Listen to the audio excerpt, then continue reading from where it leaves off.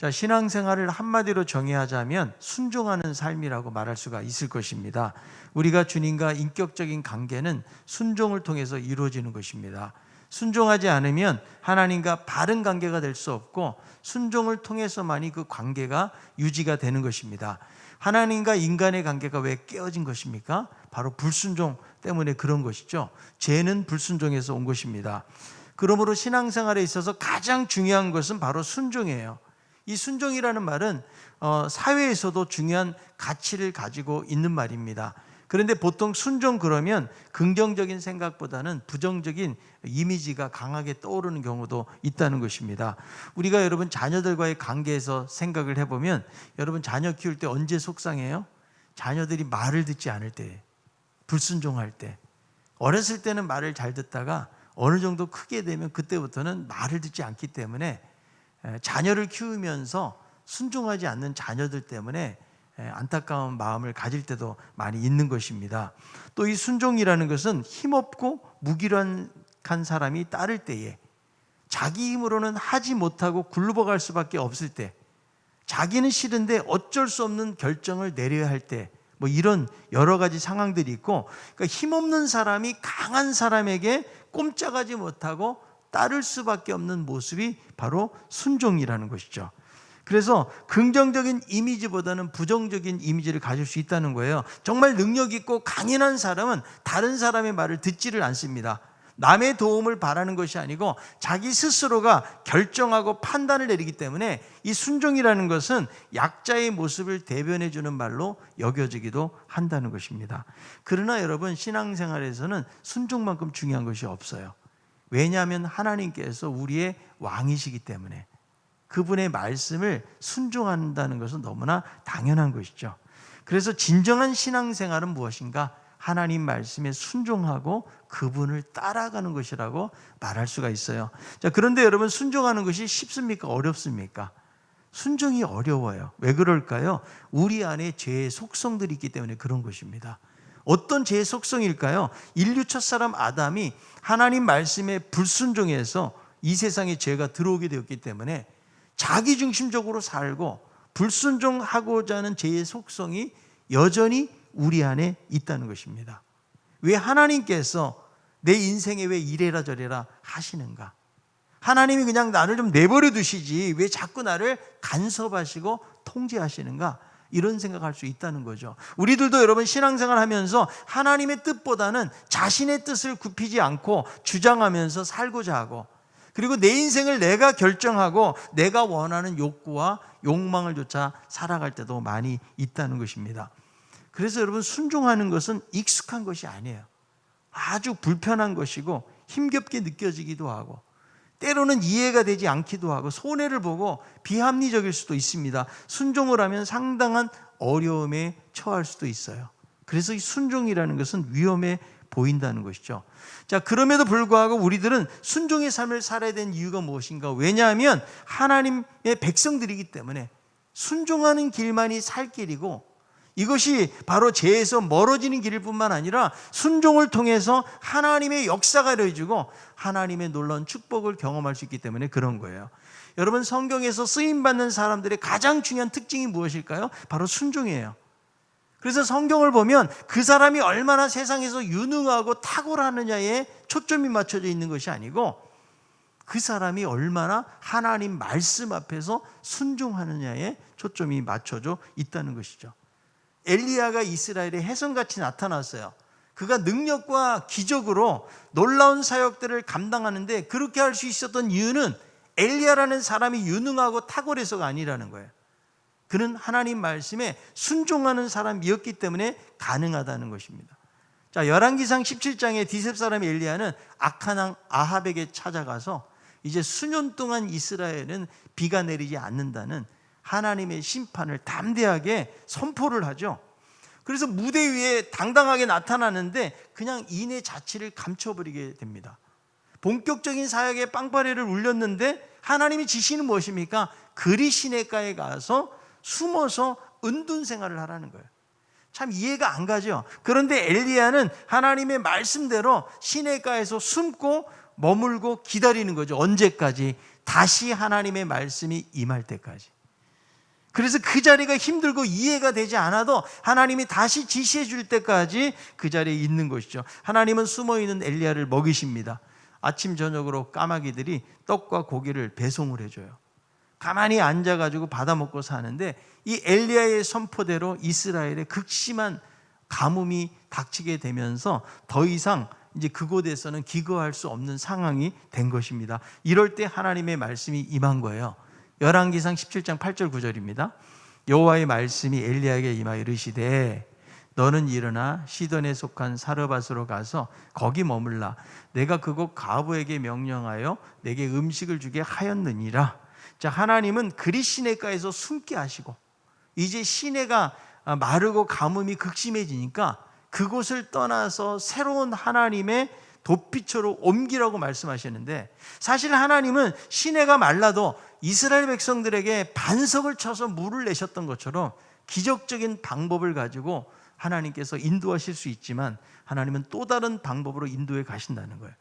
그래서 하나님이 어떤 새로운 방법으로 인도하실지는 모르지만 중요한 것은 하나님은 엘리야의 삶을 주관하시고 직접 인도하셔서 그 나아가는 길을 알게 하신다는 거예요.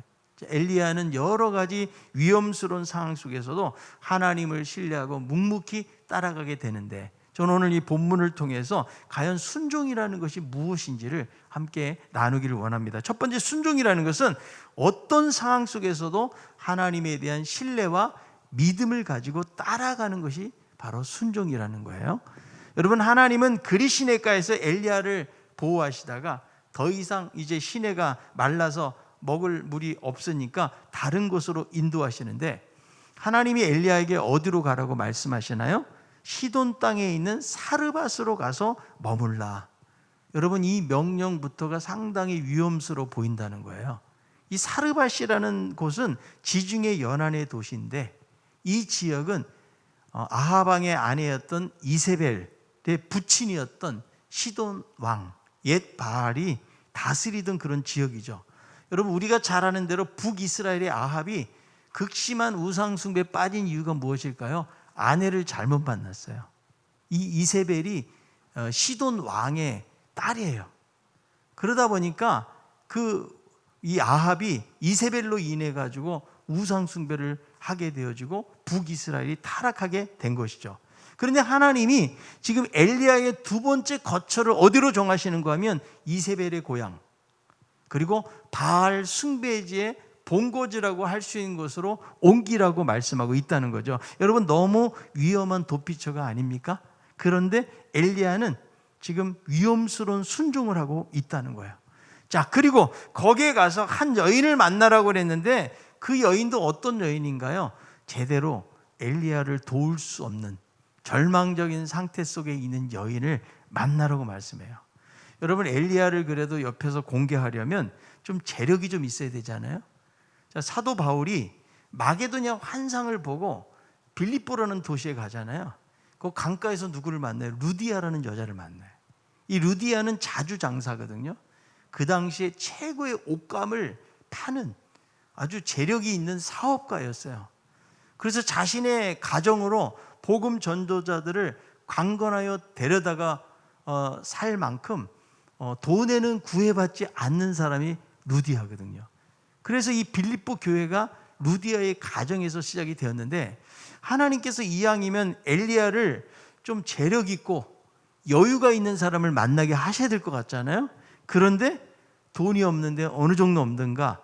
지금 이스라엘에 시작된 가뭄 속에서 먹고 살 것이 없어요. 그냥 한 번 먹고 죽을 만큼 정도의 가난한 가정.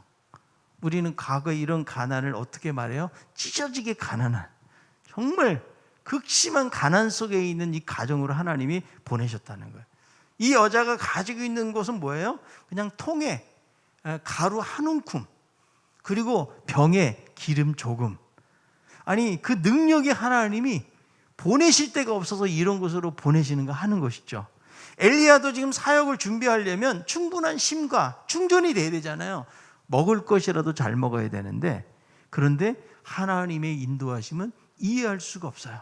그럼에도 불구하고 엘리야는 위험스러운 순종을 하고 있는데, 여러분이 엘리야의 삶을 보세요. 자기 스스로가 선택해서 결정하고 있는 것이 아니고 하나님이 명령하시고 말씀하신 대로 그대로 따른다는 거예요. 그 길이 뭐 합당한지 아닌지 여부를 따지지 않아요. 얼마나 합리적인지 이런 것들도 계산하지 않고 그냥 하나님이 머물라 그러면 머무는 거. 언제까지? 하나님의 말씀이 임할 때까지.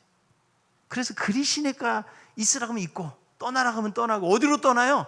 이세벨의 고향이었던 그런 적진의 가장 한가운데로 들어가라고 하시는데 떠나고, 그것도 편하게 보호받을 수 있는 그런 여인의 집이 아니고 하루하루를 간신히 연명해 가는 그런 가난한 여인의 집으로 가라고 말씀하고 있다는 거예요. 그런데 임하는 대로 따라가고 있다. 자, 여기에는 분명히 하나님께서 인도하실 것이라는 믿음이 지금 작용을 하고 있는 거예요. 자, 그래서 여러분, 순종이라는 것이 무엇이냐? 순종은 앞뒤 상황을 가리지 않는 게 순종이에요. 내가 편하고 문제가 없고 내가 전 과정을 이해하기 때문에 순종하는 것이 아니에요. 그렇지 않은 상황 속에서도 말씀에 따라가는 거예요. 엘리야는요, 별로 진로에 대해서 걱정도 안 해요. 염려도 안 해요. 그냥 하나님이 말씀하시는 대로 따라가지, 그냥 자기 의견을 뭐 하나님께 내비친다든지 이런 부분들이 없는 모습을 볼 수가 있거든요. 묵묵히 하나님의 말씀에만 따라가고 있다는 거예요. 위클리프 성경 번역회 선교에서 일하고 있는 한 선교사님이 남미에 있는 어느 부족에게 이제 성경 번역을 하는데 그 부족에게는 순종이라는 단어가 없는 거예요. 이걸 어떻게 번역을 할까 고민을 했는데 어느 날 아버지가 아들에게 심부름을 보내면서 아버지가 당부를 하는 거죠. 내 모든 마음으로 내 마음을 나누지 말아라, 이렇게 당부를 하더래요. 그래서 순종이라는 단어를 번역한 거예요. 마음을 나누지 않고 한 마음으로 따라가는 것, 이렇게 길게 번역을 했다는 것입니다. 여러분, 순종이 무엇이라고요? 마음을 나누지 않고 한 마음으로 따라가는 것. 엘리야는 그대로 순종하는 거죠. 그러니까 하나님께서 두 번째로 준비하신 이 도피처가 대단한 곳이 아니거든요. 정말 사르밧에 있는 어느 가난한 가부의 가정으로 하나님께서 인도하고 있는 거예요. 자, 그래서 사르밧으로 왔는데 성문에서 나무가지를 줍고 있는 여인을 발견하게 됩니다. 이 여인의 얼굴을 엘리야가 알았을까요? 모르는데 직감적으로 그 사람이라는 사실을 알게 되는 거죠. 보통 여러분, 고대 근동에서 나무를 하는 일들은 주로 남자들의 몫이에요. 근데 여자가 이 일을 한다는 것은 그만큼 사회적으로 경제적으로 너무나 어렵다는 사실을 보여주는 거예요. 만약에 부유한 집이라면 이렇게 나무가지를 줍는 것은 종들이 하거나 혹은 시장에서 땔감 같은 거를 사다가 할 수도 있는 것인데, 여자가 직접 나가서 줍고 있다는 것은 이 여자가 얼마나 가난하고 절망적인 상태에 있다는 사실을 보여주고 있다는 거예요. 그러니까 당시에 여러분, 과부들은 생활 대책이 거의 없었기 때문에 대부분 극빈한 생활을 보냈어요. 그리고 성경에도 보니까 하나님께서 항상 사랑하시는 대상이 과부예요. 혼자 사니까. 그래서 구제와 자선의 대상자로 성경 속에 등장하는 것을 볼 수가 있는데, 자, 엘리야가 이 여인을 불러서 이야기합니다. 내가 목이 마르니까 나한테 물 한 그릇만 좀 갖다 달라고. 그리고 뭐라고 그래요? 기왕이면 먹을 것도 있으면 좀 떡도 좀 갖다 달라고 그렇게 부탁을 합니다. 자, 여기에 대해서 이 여인이 이렇게 대답해요. 열왕기상 17장 12절에 있는 말씀. 그가 이르되 당신의 하나님 여호와께서 살아계심을 두고 맹세하노니 나는 떡이 없고 다만 통에 가루 한 움큼과 병에 기름 조금뿐이라. 내가 나무가지들을 주워다가 나와 내 아들을 위하여 음식을 만들어 먹고 그 후에는 죽으리라. 아니, 하나님께서 보내셔도 어떻게 이렇게 가난한 집으로 보내실 수가 있느냐는 거예요. 차라리 어디가 나요? 그리시네가가 나요. 왜? 가만히 앉아만 있어도 날마다 까마귀들이 특급 배송을 해줬거든요. 떡과 고기는 날마다 먹었어요. 아침 저녁으로. 그리고 물도 먹고 싶으면 마음대로 시내가에서 물을 먹을 수 있었는데 이제 상황이 완전히 달라진 거예요. 까마귀는 떡이라도 고기라도 물고 오는데 여자는 가져올 수 있는 게 나뭇가지밖에 없어요. 그리고 떡이 없을 뿐만 아니라 가지고 있는 게 뭐라고요? 그냥 통에 가루 한 움큼, 병에 기름 조금. 그래서 이 양은 이 여인하고 아들하고 한 번 먹고 이제 죽으려고 하는 그 정도의 양을 가지고 있는 것이죠. 여러분, 우리 성도들 가운데서도 가난하고 힘들게 사는 분들도 계시지만 이 사르밧 이 여인의 가정처럼 이런 집은 없잖아요. 내가 마트에 안 가서 먹을 게 없는 거지, 지금 당장 내가 한 번 먹고 내가 오늘 밤에 가리라, 이런 집은 없잖아요. 그러니까 얼마나 이 여인이 힘든 삶을 살고 있는지를 우리에게 보여주는데, 하나님은 왜 이렇게 힘들어하고 자기 스스로 아무것도 할 수 없는 이 여인에게 보내셨을까? 지금 이 여인은 엘리야를 도울 수 있는 사람이 아니에요. 오히려 엘리야가 이 여인을 도와줘야 되는데, 그런데 여러분, 하나님의 인도하심을 보세요. 자세한 설명이 없다는 거예요. 그냥 어느 과부 만나는데 음식을 줄 거다, 이런 말씀만 하시지, 그 여인이 구체적으로 누구인지, 그리고 얼마 동안 체류를 하게 될지, 그리고 그 다음에 스케줄이 어떻게 되는지에 대해서는 하나님께서 말씀하지 않고 있다는 거예요. 우리가 여기서 할 수 있는 거, 하나님께서 말씀하시고 우리를 인도하실 때에 미래를 훤하게 보이게 다 인도하시는 건 아니라는 거예요. 그냥 한 걸음 한 걸음씩이에요. 여러분, 내가 앞을 볼 수 없는 그런 사람이라고요. 누군가가 나를 인도해 줄 때 어떻게 인도해요? 내가 여러분 시각 장애자를 만약에 데리고 그 사람을 간다고 생각을 해보세요. 앞으로 저기 한 10km 이후에는 무엇이 있고 어떤 빌딩이 있고 이런 얘기 합니까? 안 그래요. 가다가 여기 지금 물가니까 발을 들어야 됩니다. 턱이 있습니다. 계단이 있습니다. 여기 신호등이니까 기다려야 됩니다. 그때 이야기하는 것이죠. 그러니까 여러분, 하나님의 인도하심도 역시 마찬가지라는 거죠. 하나님은 그때마다 한 걸음씩 한 걸음씩 인도하시면서 믿음과 신뢰의 자세로 나아가기를 원하고 계시다는 거예요. 우리가 여러분 순종한다고 해서 먼 미래를 보여주시고 확실한 보장과 안전을 약속하신 것은 아니라는 거예요. 여러분, 왜 우리가 순종이 잘 안 될까요? 하나님이 우리 아이 앞으로 20년 후에 10년 후에 어떻게 될 거를 분명하게 보여주신다 그러면 걱정해요, 안 해요? 걱정할 게 없어요. 그런데 하나님은 그런 거는 안 보여주셔. 만약에 하나님이 보여주신다 그러면 순종하지 못할 사람이 없을 거예요. 하나님께서 창세기 12장에 보니까 아브라함에게 어떻게 하라? 너 떠나라. 부모, 형제, 친척, 본토 집을 떠나라. 이 당시에 떠난다는 것은 여러분 오늘날 같지 않아요. 오아시스가 어디 있는지, 유목민들이 언제 죽을지도 모르는 거예요. 근데 떠나는데 하나님 뭐라고 말씀하세요? 내가 너에게 길을 보여줄게. 내가 보여줄 땅이 있어. 앞으로 보여줄 거니까 그냥 떠나라. 이게 믿음이에요, 여러분. 그렇게 성경에서 말씀하고 있다는 거죠. 그래서 여러분, 이 순종의 길이 위태하고 위험스러워 보여도 그냥 따라가는 것이 중요하다는 거예요. 그래서 하나님은 이 엘리야를 화려한 왕궁으로 인도하신 것이 아니고 어떻게 보면 너무 위험스럽고 걱정스러운 곳으로 하나님이 인도하셨지만, 그러나 하나님의 준비된 축복이 있다는 거예요. 그래서 엘리야는 하나님의 인도하심을 받으면서 전혀 걱정하거나 염려하지 않고 그냥 말씀을 따라가고 있다는 거예요. 여러분, 순종이 바로 그거예요. 어떤 상황 속에서도 하나님을 의심하지 않고 믿음과 신뢰를 가지고 그분을 따라가는 거, 이게 바로 순종의 삶이라고 말씀하고 있는 것입니다. 두 번째로는 순종은 위기 속에서도 흔들리지 않고 하나님의 일하심을 확신하면서 행동하는 것이 순종이라는 거예요. 자, 엘리야는 이 여인을 만나서 물을 달라고 그러는데, 여러분 북이스라엘에 지금 가뭄이 닥쳐가지고 어디서 물 한 그릇 구하는 것도 쉽지 않을 거예요. 그런데 엘리야는요, 지금 이 절박한 상황 속에 있는 여인에게 상당히 너무한 요구를 지금 하고 있다는 거죠. 자, 열왕기상 17장 13절. 엘리야가 그에게 이르되 두려워하지 말고 가서 내 말대로 하려니와 먼저 그곳으로 나를 위하여 작은 떡 한 개를 만들어 내게로 가져오고 그 후에 너와 내 아들을 위하여 만들라. 아니, 지금 물 한 그릇도 구하기가 어렵잖아요. 지금 시냇물도 말랐는데, 그런데 물 한 그릇뿐만 아니라 떡을 먼저 만들어 오고 그 다음에 남으면 먹든지 말든지 하라, 이런 말을 하고 있다는 거죠. 그래서 지금 이 여인은 가뭄 때문에 목마름과 배고픔으로 있고 이제 한 번 먹고 죽을 정도의 그런 어려운 상황인데, 엘리야는 전혀 배려가 없다는 거예요. 가루 한 움큼, 기름 조금밖에 없는데 두 사람이 먹기에도 부족한 상황인데 자신에게 먼저 가져오라는 거예요. 만약에 제가 신방을 갔는데 그 집이 먹을 거리가 한 끼밖에 안 남았는데 저부터 달라고 그러겠어요? 여러분, 정말 참 선지자 그러면 두 사람 먹이고 자기 굶어야 되잖아요. 그런데 엘리야를 보면 너무 야속한 것처럼 이야기하고 있다는 거예요. 그런데 여러분, 말씀을 잘 살펴보면 이렇게 명령하는 데는 하나님의 약속에 대한 신뢰가 있다는 거죠.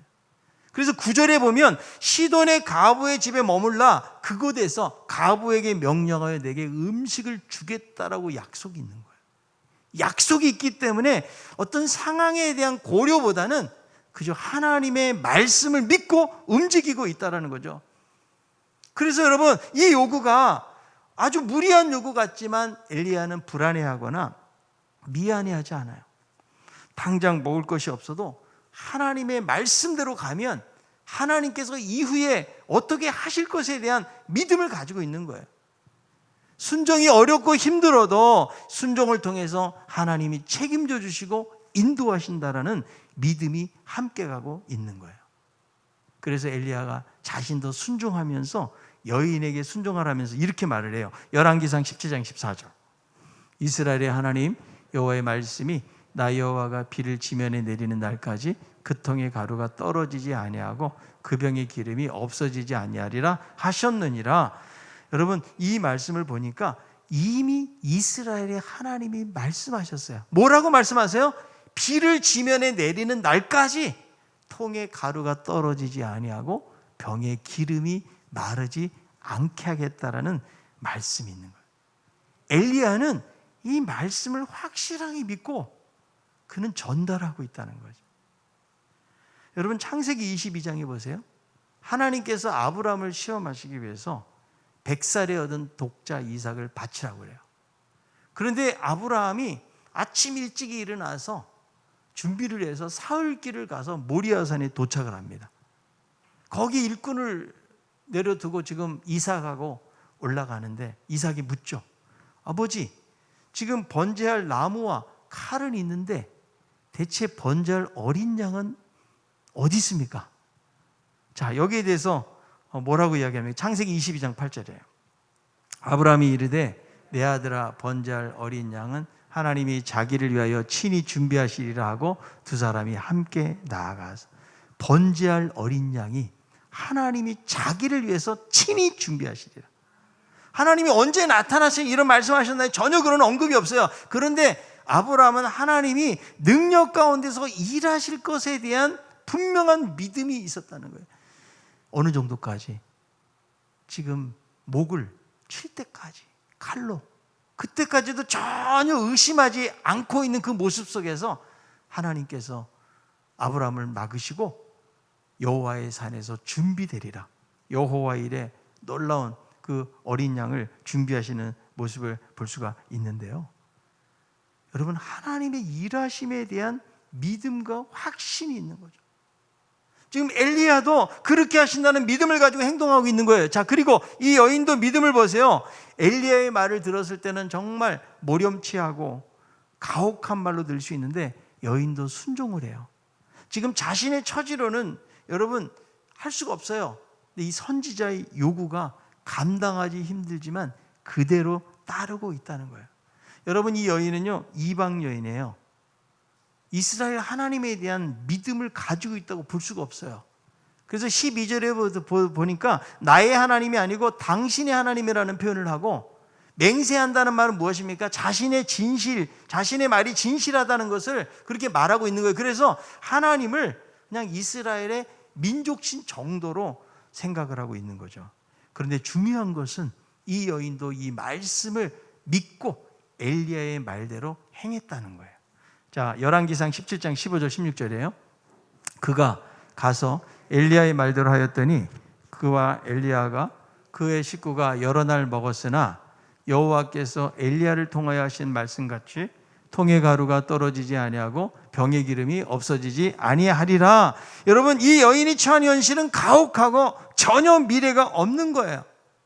지금 생존의 위협이 있음에도 불구하고 하나님 말씀에 순종한 거예요. 하나님의 행하심에 대한 기대감을 그는 가지고 있다는 거예요. 인간적으로 계산하거나 따지지 않아요.